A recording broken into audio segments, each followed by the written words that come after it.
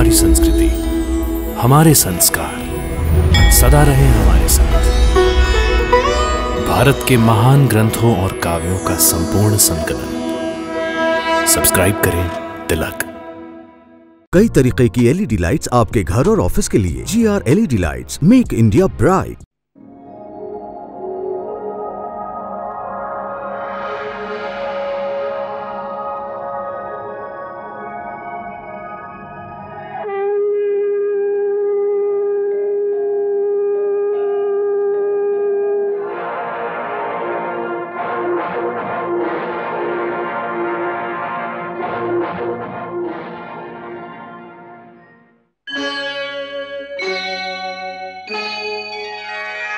कृष्णा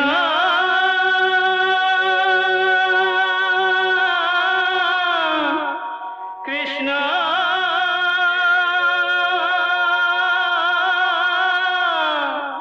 हरे कृष्णा हरे हरे।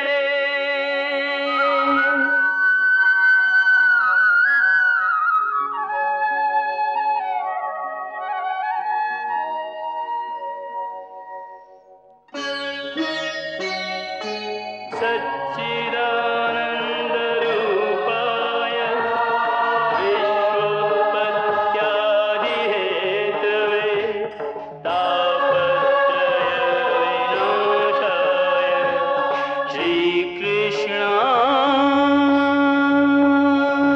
वयं नमः।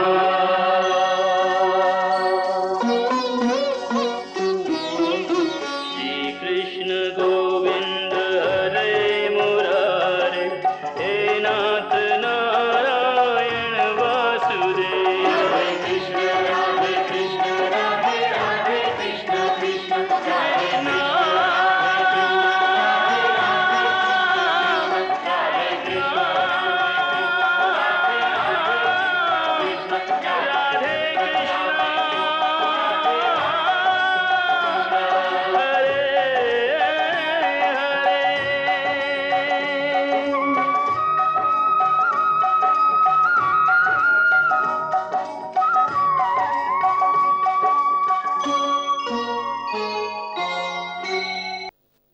श्री राम जब सीता को ब्याह कर अयोध्या आए तो अयोध्या वासी खुशी से नाच उठे। महाराज दशरथ ने जनता के आग्रह पर श्री राम को युवराज पद प्रदान करके उनके राज्य अभिषेक की घोषणा की। कुल गुरु महर्षि वशिष्ठ की आज्ञा से और समस्त प्रजाजनों की सम्मति से श्री दशरथ जी कल अपने ज्येष्ठ पुत्र श्री रामचंद्र जी का राज्याभिषेक करेंगे। कल सूर्योदय होते ही राज युवक श्री रामचंद्र जी को कुल गुरु वशिष्ठ जी सूर्य वंश का राज्य मुकुट पहनाकर उनका राज्य तिलक करेंगे।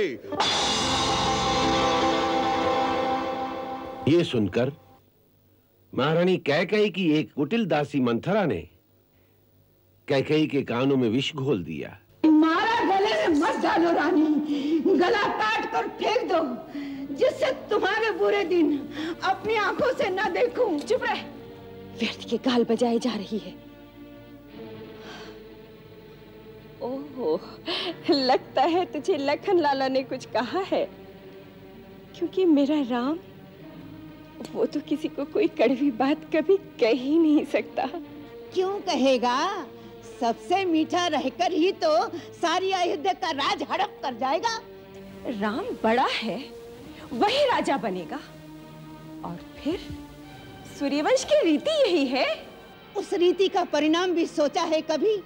राजा बनेगा राम और भरत बनेगा दास और तुम बनोगी दासी। तेरी तो बुद्धि मारी गई है।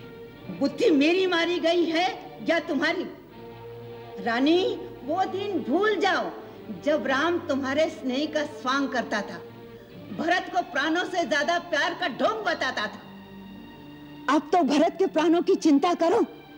भरत राम के रास्ते का कांटा है। उसको हटाने के लिए ना जाने राम कैसे कैसे षड्यंत्र रचेगा।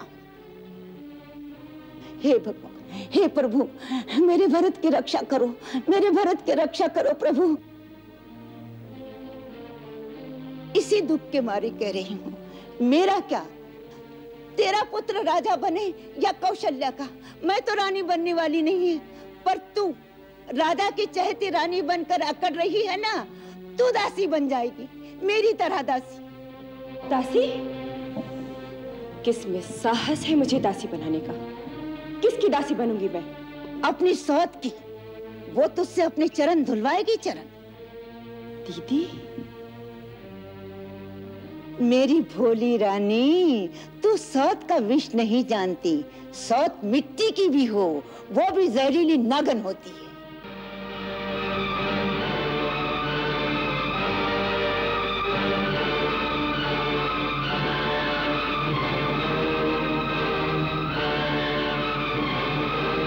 नहीं, मैं किसी की दासी नहीं बनूंगी। सौत की दासी बनने से पहले मैं विषपान करके मर जाऊंगी। मरने की क्यों सोचती है मूर्ख? जीतने की सोच। ये सोच कि सौत की जीती हुई बाजू कैसी पलट जाए, राम की जगह तेरा बेटा राजा बने।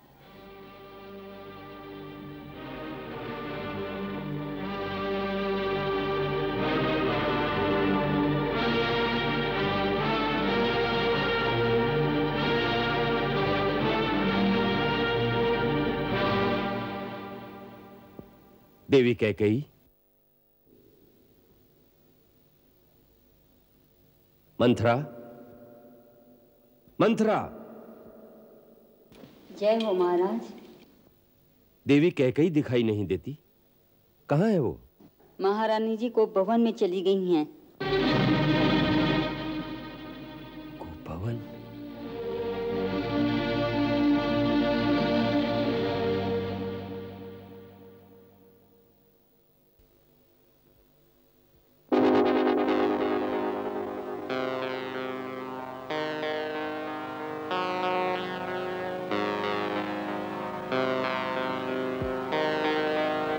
देवी,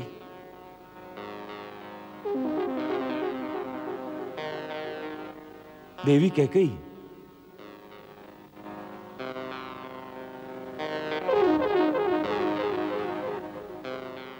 अरे ये क्या वेश बना रखा है? बताओ, कुछ बोलो भी, बताओ। कैकेयी, देखो, हमसे तुम्हारा ये चुप रहना सहन नहीं हो रहा है। तुम जानती हो कि तुम हमें प्राणों से भी प्रिय हो। तुम जो कहो वो कर सकते हैं, जो चाहो वो तुम्हें दे सकते हैं। यदि तुम चाहो तो राजा को भिखारी बना सकते हैं या भिखारी को राजा। देवी, जहां तक सूर्य का चक्र घूमता है वहां तक सारी पृथ्वी मेरे अधिकार में है। द्रविड़, सिंधु, सोवी, सौराष्ट्र, दक्षिण के प्रदेश तथा अंग, बंग, मगध, मत्स्य, काशी और कौशल, इन सब पर मेरा अधिकार है।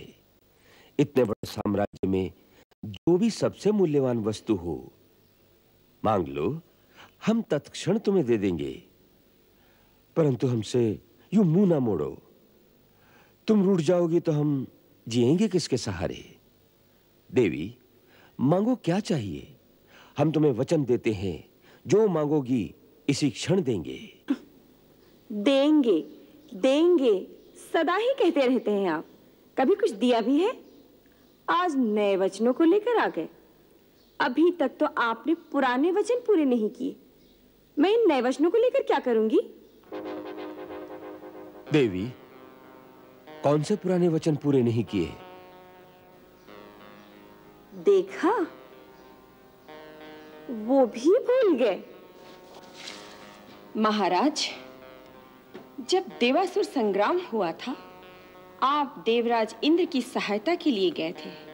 असुर शंबर के साथ वहां जो युद्ध हुआ था, उस समय मैं आपके रथ की सारथी बनी थी, याद है? या वो भी भूल गए? हाँ हाँ, याद है। ऐसी कुशलता से तुमने युद्ध भूमि में रथ चलाया था कि बड़े-बड़े योद्धा चकित रह गए।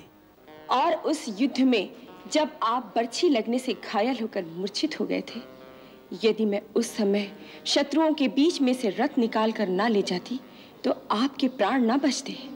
याद है, सब याद है। उस दिन से हम अपने प्राणों को तुम्हारी ही धरोहर मानते हैं। जब चाहो तुम पर अपने प्राण न्यौछावर कर देंगे। आपके प्राणों को लेकर मैं क्या करूंगी? मैं तो केवल इतना याद दिलाना चाहती हूँ कि उस समय आपने कहा था, प्राण प्रिय, तुमने मेरी प्राण रक्षा की है। मैं तुम्हें 2 वरदान देता हूँ, मांगो, क्या मांगना चाहती हो? हाँ हाँ। किंतु मैंने कहा था, महाराज, मेरे ये दोनों वरदान अपने पास धरोहर स्वरूप रहने दीजिए। जब आवश्यकता होगी मांग लूंगी। हाँ, हमें आज ये आभास हो रहा है कि हमने उस समय कंजूसी की। तुमने जैसी वीरता दिखाई थी उसके लिए 2 नहीं, तुम्हें 4 वर देने चाहिए थे। 4? महाराज, कहो। अभी तो आप 2 ही पूरे कर दीजिए तो बहुत है। परंतु उनके पूरा करने में अड़चन क्या है? तुम अभी मांगो, हम प्रतिज्ञा करते हैं कि जो मांगोगी तत्काल उसे पूरा कर देंगे। मैं बहुत सुन चुकी इस तरह की बातें हैं। अब मुझे आपकी बातों पर विश्वास नहीं रहा। देवी, एक रघुवंशी की बात का भरोसा नहीं? रघुकुल रीति सदा चली आई, प्राण जाए पर वचन न जाई। महाराज, ऐसी चिकनी चुपड़ी बातों को रहने ही दीजिए। देखो, तुम हमें प्राणों से भी प्यारी हो। हम तुम्हारी शपथ लेते हैं। मेरी शपथ? हाँ। मुझसे भी प्यारा कोई और तो होगा। हाँ, राम। तो राम की शपथ क्यों नहीं ली? राम की शपथ? ठीक है, तुम्हारे लिए हम राम की शपथ लेकर कहते हैं कि जो मांगोगी इसी समय देंगे। देंगे? हाँ हाँ, परंतु इससे पहले तुम्हें हमारी एक बात माननी होगी। क्या?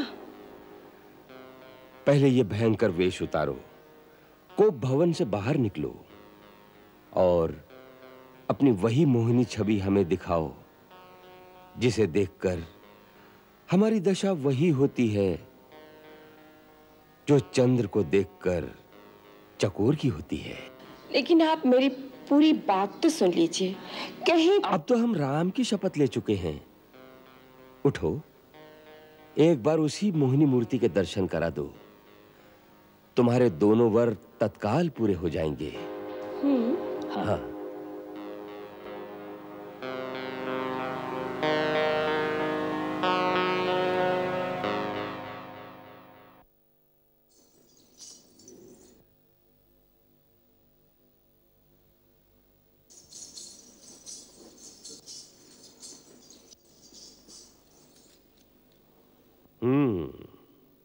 अब लगती हो दशरथ के हृदय आसन पर विराजमान एक साम्राज्ञी। आओ, बैठो मेरे पास। सुनो, सारे नगर में कैसी हर्ष ध्वनि हो रही है। प्रजा राम का राज्याभिषेक मना रही है। वो तो मैं सुन ही रही हूं, किंतु आप पहले मेरी अधूरी बात तो पूरी कीजिए। मेरे वो 2 वरदान। आज्ञा करो, बोलो क्या चाहिए। आज अपने राम के नाम पर सब कुछ न्यौछावर कर देंगे। मांगो, जो चाहो मांग लो। मुझे तो बस मेरे 2 वरदान चाहिए। पहले ये मांगूं या ये मांगूं? कोई भी, जो चाहो।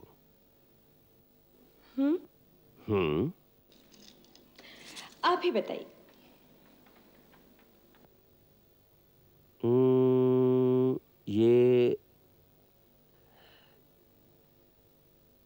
ये मांग लो। मांगू? हाँ हाँ। मेरा ये वरदान कहता है, अयोध्या का राज मेरे पुत्र भरत को मिले, राम को नहीं। क्या? भरत को? हाँ महाराज, भरत को। और दूसरा वरदान, राम को 14 वर्ष के लिए वनवास। क्या? राम को वनवास? हाँ महाराज, 14 वर्ष तक राम तपस्वी की तरह मुनि वेश में वन में रहे, उनका किसी भी नगर में जाना वर्जित हो।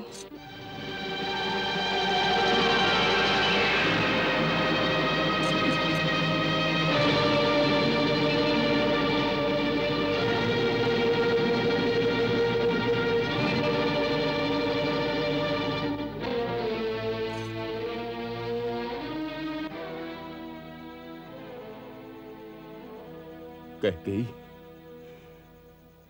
जानती हो तुम क्या मांग रही हो? भली भांति जानती हूँ महाराज, मैं क्या मांग रही हूँ।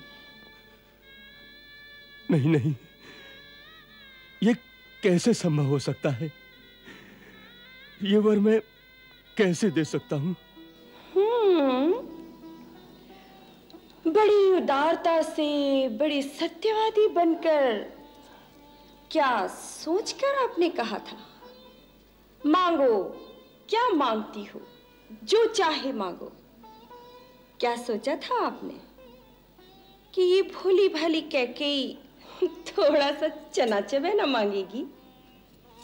अरे, मैं एक राजा की पुत्री हूं, एक राजा की धर्मपत्नी हूं।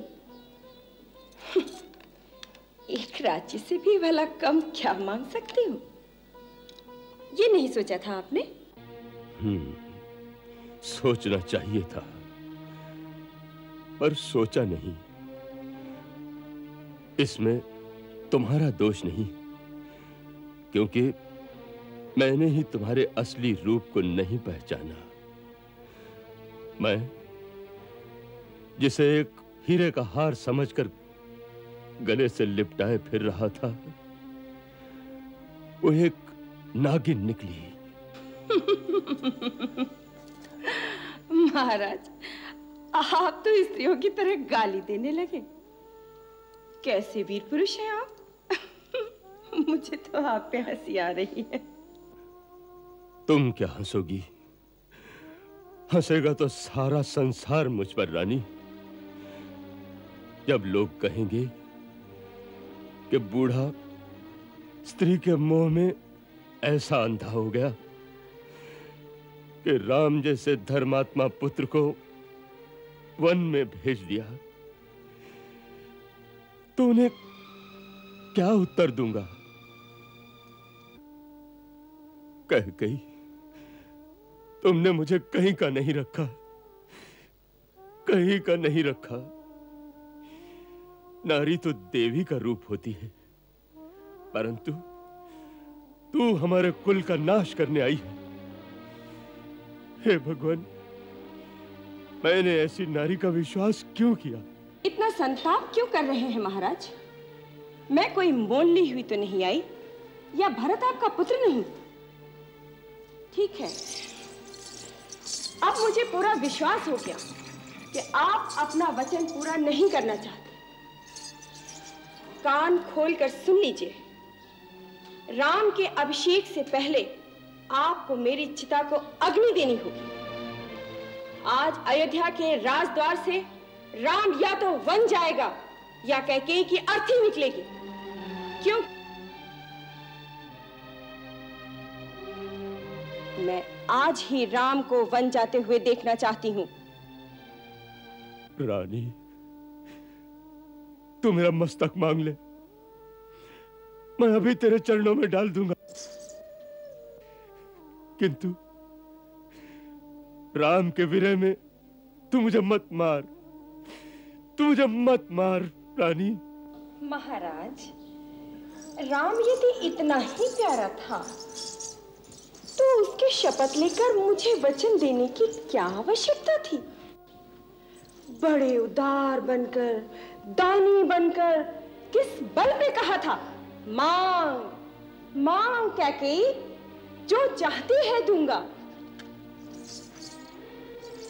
महाराज दशरथ, रघुवंश शिरोमणि, आपकी वो रघुकुल की रीति कहां चली गई? अब प्राण जाए पर वचन न जाए।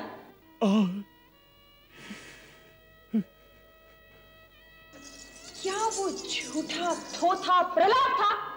अनर्गल बातें थी? वो सब मिथ्या थी, झूठ था, या आपका रचाया हुआ प्रपंच था? उत्तर दीजिए।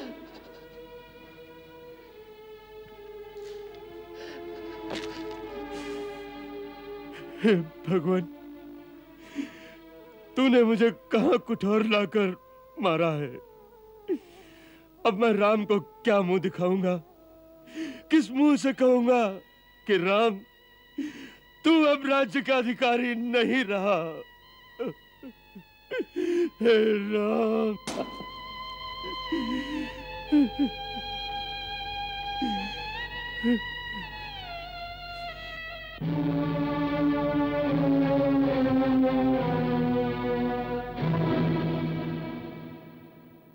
महाराज दशरथ स्वयं अपने मुंह से राम को वन जाने की आज्ञा न दे सके तो कैकेयी ने ही महाराज की ओर से राम को अपने महल में बुला लिया। पिताश्री, आपकी आज्ञा से मैं राम आपकी सेवा में उपस्थित हूं।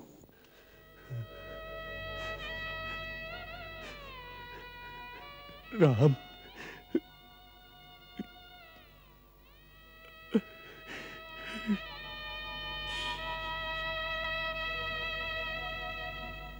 माता, आप ही मुझे महाराज के दुख का असली कारण बताइए और यह भी बताइए कि उसका निवारण क्या हो सकता है। यदि तुम चाहो तो इनके रोग का निवारण हो सकता है। माता, आपको ये शंका क्यों है कि मैं पिता की आज्ञा का पालन नहीं करूंगा? बात ही ऐसी है। मां, जिस राम को आपने बचपन से अपनी गोद में पाला है, आप उसी राम पर संदेह कर रही हैं? मैंने अवश्य ही कोई घोर अपराध किया है जिसके कारण मेरे पिता मुझसे बात नहीं करते। मेरी माता मुझ पर संदेह कर रही हैं। नहीं, ये तो मैं जानती हूं कि तू सत्य वचन से हटने वाला नहीं, परंतु क्या मां? आप केवल संकेत कर दें तो मैं आपके चरणों के लिए अपनी चमड़ी के जूते बनवाता हूं। पिता की भांति आपका भी उतना ही अधिकार है मुझ पर, इसलिए यदि वो नहीं कहते तो उनकी ओर से आप ही कहिए। मैं क्या करूं जिससे आपको संतोष हो? तुम कहते हो तो मैं बता देती हूं। तुम्हारे पिताश्री ने मुझे 2 वर दिए थे और कहा था जब जी चाहे मांग लेना। आज मैंने अपने वो दोनों वर मांग लिए।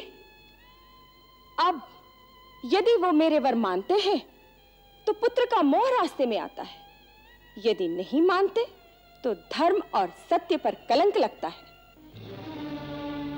ये बेचारे इसी धर्म संकट में पड़ गए हैं। तुम्हारे संकोचवश तुमसे कह नहीं पा रहे। वो दोनों वर क्या है माता? पहला ये है कि तुम्हारी जगह भरत का राज्याभिषेक हो, और दूसरा ये कि तुम मुनि वेश धारण करके 14 वर्ष तक वन में रहो।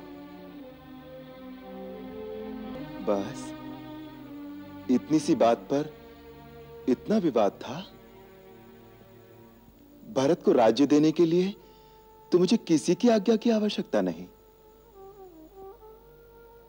उस जैसे भाई को तो मैं राज्य स्वयं प्रसन्नता से दे दूंगा। रहा वनगमन, तो लगता है मेरे कोई पुण्य जाग उठे जो आपकी आज्ञा से मुझे वहां जाने का अवसर मिल रहा है जहां ऐसे ऐसे महान ऋषियों और मुनियों के दर्शन कर सकूंगा जिनका तेज तीनों लोगों को प्रकाशित कर सकता है। मां, मेरा तो चारों ओर से कल्याण हो गया। पिता की आज्ञा का पालन, मां की इच्छा का अनुकरण, छोटे भाई का राज्याभिषेक और मुनि दर्शन से मेरा कल्याण। भैया, भैया, जो मैं ये सुन रहा हूं क्या सच है कि कई के कहने पर महाराज ने आपसे राज छीन लिया? लक्ष्मण, माता कैकई को कैकई कहकर कब से पुकारना सीख लिया तुमने? आप बुलाओ उसे माता। मैं उस कुल घटनी को माता नहीं कहूंगा और मैं यह न्याय भी कभी नहीं होने दूंगा। भैया, मेरा यह धनुष केवल शोभा की वस्तु नहीं है। मैं इस धनुष से महाराज की चतुर्गणी सेना का अकेला सामना कर सकता हूं। लक्ष्मण, महाराज ने क्या समझा है? राम बड़ा विनयशील है, वो चुपचाप सब कुछ सहन कर लेगा। उन्हें नहीं मालूम कि राम के नाम पर मर मिटने वाले लोग चुप नहीं रहेंगे। सारी जनता विरोध कर देगी और फिर जनता की भी क्या आवश्यकता है? उनका ये दास लक्ष्मण अकेला ही महाराज और उनकी पूरी सेना के लिए पर्याप्त है। और भरत भी आ गया तो उसे भी छठी का दूध याद दिला दूंगा। चुप रहो लक्ष्मण, अनर्गल बातें मत करो। आप बीच में मत पड़ो भैया। अन्याय सेना क्षत्रिय धर्म के विरुद्ध है। शत्रु वार करे और क्षत्रिय उसका उत्तर न दे, ये उसकी वीरता पर धिक्कार है। जो राज सिंहासन प्रजा में घोषणा करके आपको दिया जा चुका है, उस राज सिंहासन पर बैठने का अधिकारी कोई नहीं हो सकता, स्वयं महाराज भी नहीं। भैया, आपका ये लक्ष्मण यदि मर नहीं गया तो उस सिंहासन पर महारानी सीता के साथ आप विराजमान होंगे। महाराज दशरथ और उनके चहेते भरत दोनों आपके दरबार में करबद्ध खड़े होंगे। वाह वाह, कितना सुंदर चित्र है। पिता हाथ बांधे सामने खड़ा है और पुत्र अपनी पत्नी के साथ आसन पर बैठा उन्हें आज्ञा दे रहा है। आकाश से उतरकर देवता भी आएंगे इस दृश्य को देखने के लिए कि अयोध्या में मानव सभ्यता ने कितनी उन्नति कर ली है। परंतु जब पिता ही अपने आचरण से गिर जाए, अपने धर्मात्मा पुत्र को एक स्त्री के सामने। बस करो लक्ष्मण, बस। यदि तुम्हारे इतने ही नीच विचार हैं तो मुझे भैया कहना छोड़ दो और आज के बाद मुझे अपना मुंह न दिखाना। भैया, यह आप क्या कह रहे हैं? मैं आपके बिना कैसे जीवित रहूंगा? भैया, आप मेरे भगवान हैं। आपके साथ कोई अन्याय करे, आपके साथ कोई अत्याचार करने की बात करे, मैं कैसे चुप रहूं? ये तुमसे किसने कह दिया कि मुझ पर कोई अन्याय हो रहा है या मुझ पर कोई अत्याचार हो रहा है? ये बातें जो तुमने कही, अत्याचार तो ये है जो तुम अपने बड़े भाई पर कर रहे हो और अपने पिता पर कर रहे हो। पिता पर? हां, पिताश्री पर। उनकी पीड़ा को समझते हो? जानते हो कि उनकी समस्या क्या है? जानते हो कि उन जैसा धीर वीर पुरुष इस समय किस धर्म संकट में है? जो स्त्री मोह में फंसेगा उसकी यही दशा होगी। उनका संकट स्त्री मोह नहीं है, उनका संकट है धर्म। हां, धर्म। आज एक सत्यवादी राजा का धर्म एक पिता के धर्म से टकरा रहा है।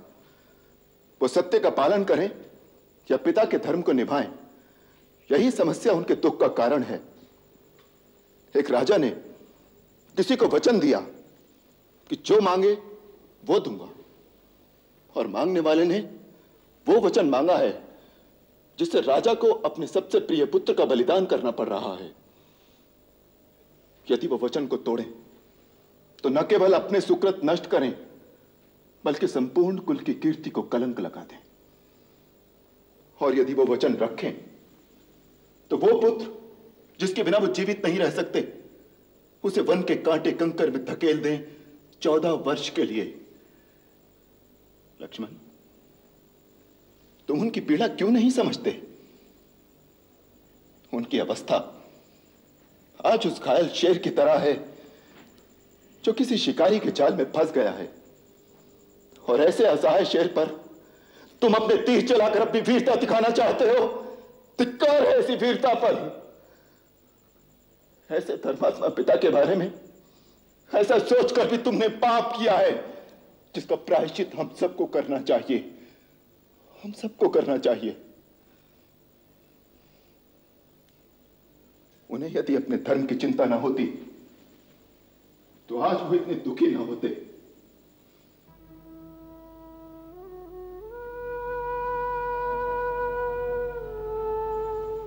आज जब मैंने उन्हें इतनी निस्सहाय अवस्था में देखा तो मुझे अपने ऊपर ग्लानि हो आई कि मेरे कारण मेरा वीर, महान और धर्मात्मा पिता इतना दुखी है। मैंने अपना कर्तव्य निश्चित करने में एक पल की भी देरी नहीं की, क्योंकि पुत्र होने के नाते मेरा एक ही कर्तव्य है कि मैं वही काम करूं जिसमें उनके सत्य, उनके धर्म, उनकी प्रतिज्ञा की क्षति ना हो, बल्कि उनकी कीर्ति बढ़े, उनका यश मलिन ना हो। लक्ष्मण, हमारे जैसे पिता तो किसी को बड़े भाग्य से मिलते हैं, परंतु यदि किसी का पिता दुराचारी भी हो, चाहे संसार उसे त्याग भी दे, तो भी पुत्र का धर्म है कि वो अपने पिता को भगवान की तरह पूजे, क्योंकि पिता मनुष्य का प्राणदाता होता है। लक्ष्मण, जो पिता की भक्ति नहीं करते, देवता तो क्या, स्वयं भगवान भी उनकी पूजा को स्वीकार नहीं करता। संसार में बहुत सी अनहोनी बातें ऐसी होती हैं जो मनुष्य की समझ में नहीं आती। अकस्मात एक दिन कोई भूकंप आता है जो मनुष्य के जीवन को उथल पुथल कर देता है। ऐसे समय किसी दूसरे को दोष नहीं देना चाहिए, उसे दैववश मानकर, अपना प्रारब्ध मानकर स्वीकार कर लेना चाहिए। आज जो हो रहा है वो होनी करा रही है।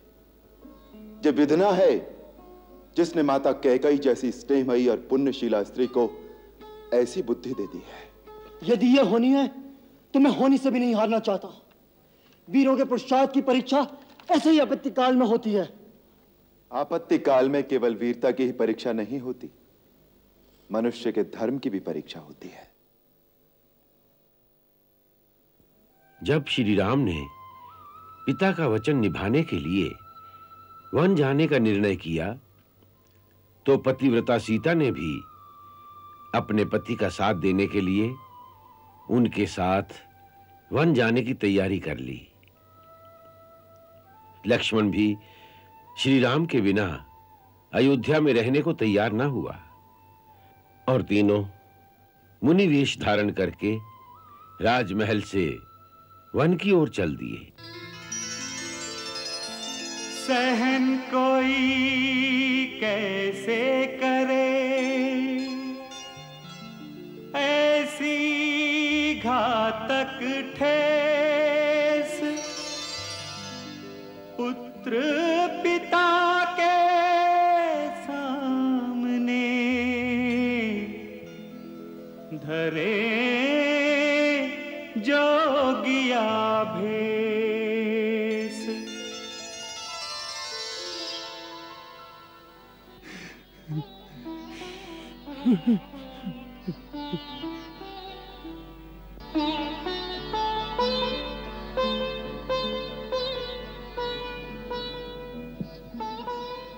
पितृ परमेश्वर, हमें आशीर्वाद देकर विदा कीजिए। आशीर्वाद देने का भी अधिकारी नहीं रहा दशरथ। ऐसा पिता न किसी काल में हुआ और न होगा। आप शोक न करें पिताश्री। आप जैसे आदर्श राजा और धर्म पालक पिता पर हमें सदा गर्व रहेगा।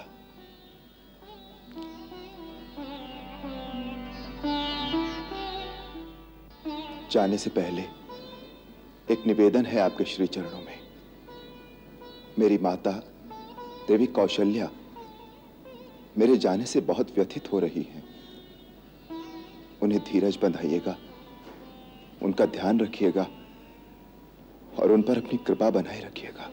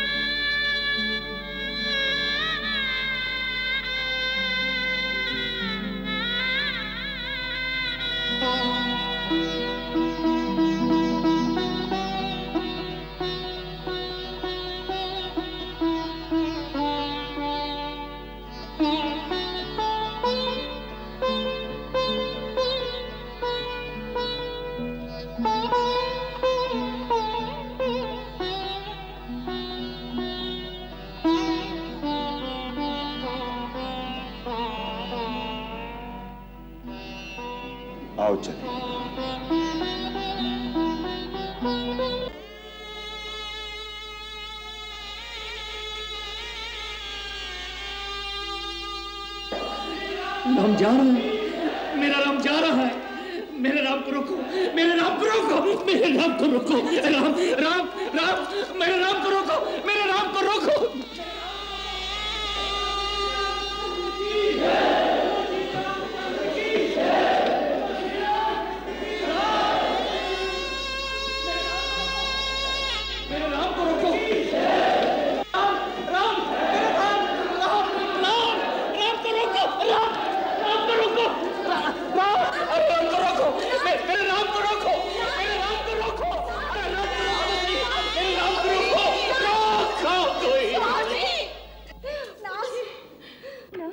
राम, मेरे राम, मेरे राम, क्या कर रहे हैं महाराज?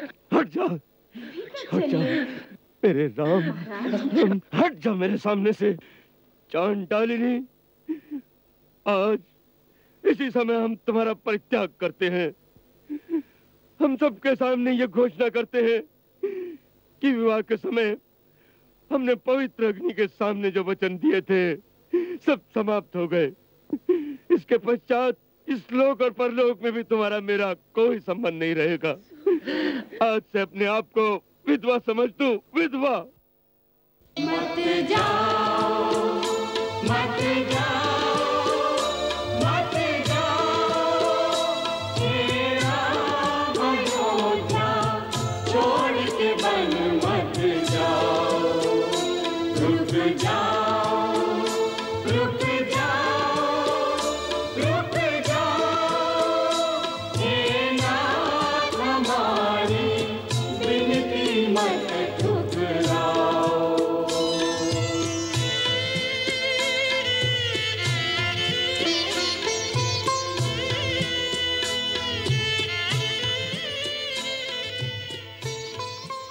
श्री राम ने अयोध्या से निकलकर अपने सखा निषाद राज के साथ पहले गंगा नदी को पार किया।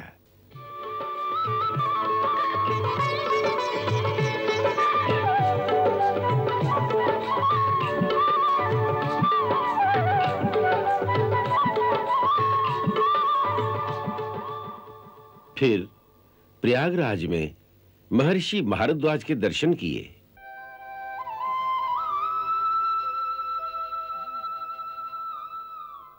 तत्पश्चात यमुना नदी को पार करते समय उन्होंने अपने सखा निषाद राज को भी छोड़ दिया और स्वयं चित्रकूट की ओर चले गए।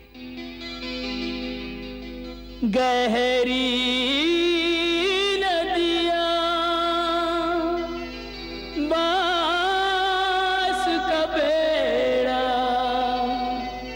लखन के हाथों में पतवार, आगे बन है पथ निर्जन है, ना कोई संगी ना आधार, जन जन के प्रिय राम लखन सिय बन को जाते हैं, जन जन के प्रिय राम लखन सिय बन को जाते हैं।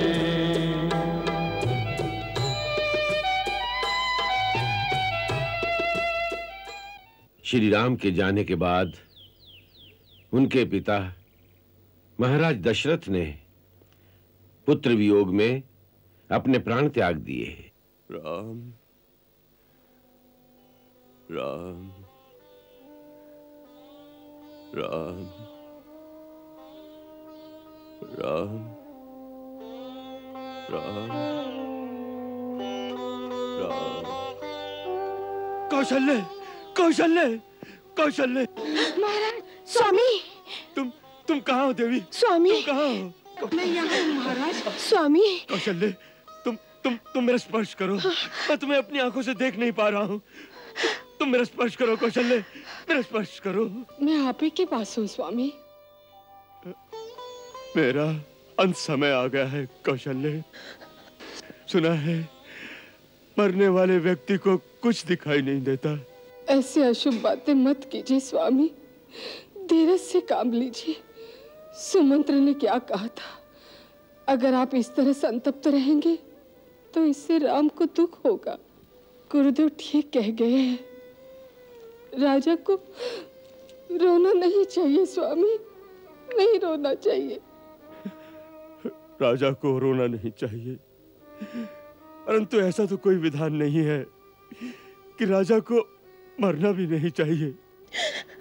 आप धीरज रखेंगे तो हम लोग भी जी सकेंगे। परंतु मैं तो नहीं जी सकूंगा देवी। ऐसी अपशकुन बात मुंह से मत निकालिए स्वामी, मत निकालिए। कर्म फल को कौन बदल सकता है रानी? जो जैसा कर्म करेगा उसका फल उसे भोगना ही पड़ेगा।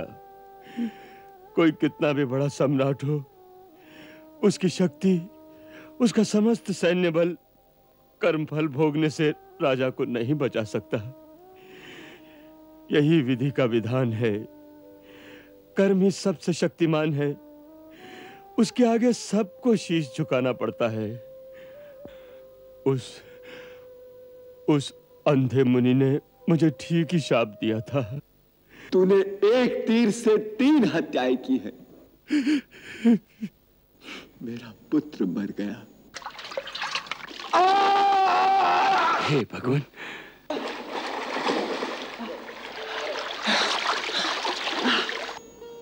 मेरी पत्नी मर गई।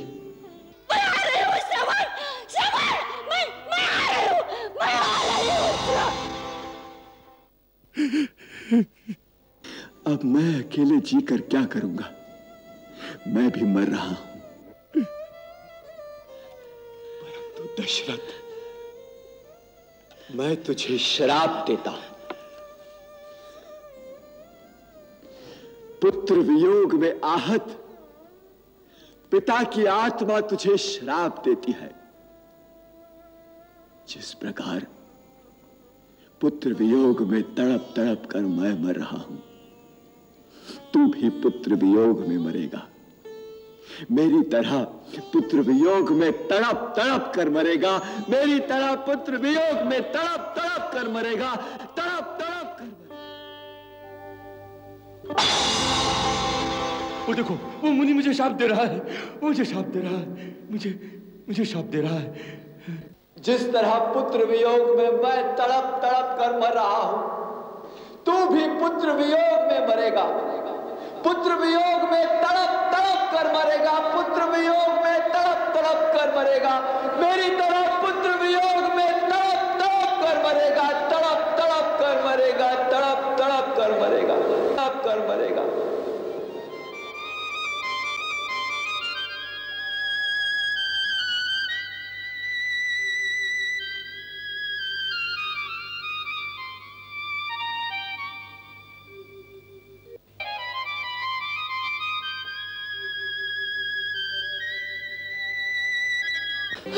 स्वामी, नाथ, स्वामी,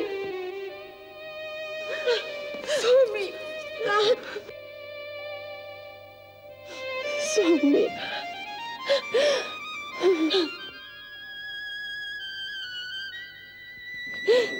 स्वामी कुछ तो बोले स्वामी। राम राम राम राम कहे, राम कहे, राम राम कहे, राम तन परिहरि रघुवर बिरहे,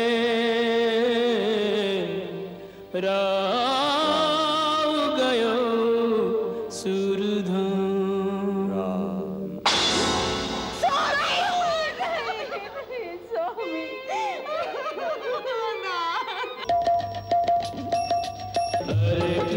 राम हरे कृष्णा कृष्ण कृष्ण हरे श्रीकृष्णचरितं गुणानुवादं तत्प्रेरणा अहं करोमि मम भावगीतं हृदयस्य प्रीतं त्वत्पद्मपादे समर्पयामि हरे राम राम राम हरे हरे हरे कृष्ण कृष्ण कृष्ण हरे कृष्णा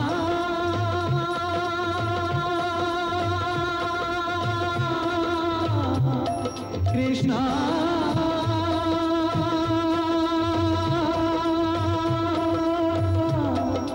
हरे कृष्णा